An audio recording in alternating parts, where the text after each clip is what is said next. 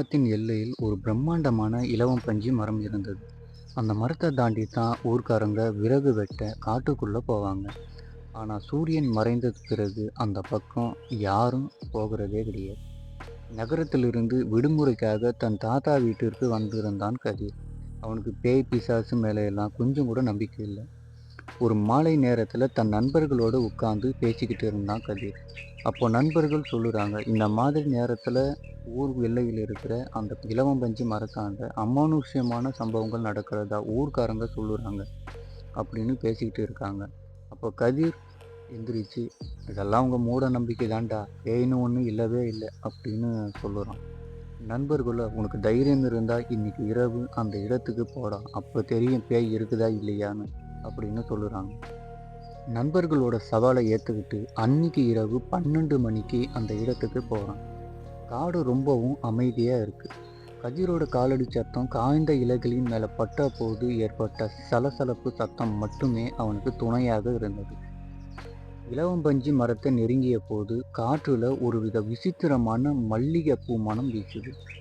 மரத்தின் அடியில் நின்ற கதிர், இந்த மரத்தை பார்த்தா பயந்து சாகுறானாங்க அப்படின்னு ஒரு ஏளனமாக சிரித்தேன். அப்போ திடீர்னு மரத்துக்கு மேலே இருந்து ஒரு மெல்லிய குரல், தம்பி, உன் கையில் இருக்கிற கடிகாரத்தில் மணி என்ன ஆகுது? கதிர் மெல்ல மேலே பார்த்தேன். அடர்ந்த கிளைகளுக்கு இடையில ஒரு கருப்பு உருவம் தலகையா தொங்கிக்கிட்டு இருக்கு. அதோட முகம் சரியா தெரியல. பயத்துல கதிரோட இதயம் வேகமா துடித்துக்கிட்டு இருக்க. அந்த உருவம் மெல்ல கீழே இறங்கி கதிரை நோக்கி வருது. அது கதிருக்கு பக்கத்துல வந்து மறுபடியும், தம்பி, மணி என்ன ஆகுது அப்படின்னு கேட்குது.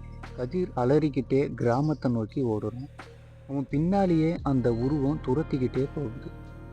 கிராமத்தோட எல்லையில இருந்த ஒரு கோயிலோட மணியோசை கேட்டதும் அந்த உருவம் ஒரு பெரிய கூச்சலிட்டுக்கிட்டே காட்டுக்குள்ள ஓடி போயிடுது.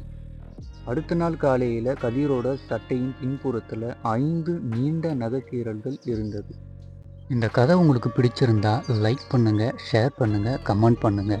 மேலும் இது போன்ற அமானுஷ்யமான கதைகளை கேட்கணும்னா நம்ம வளரி வேந்தன் வலையொலியை மறக்காம சப்ஸ்கிரைப் செய்யுங்க. அப்படியே கூட இருக்கிற பெல் பட்டனையும் அழுத்துக்குங்க. அடுத்த காணொளியில் சந்திக்கிறேன். நன்றி.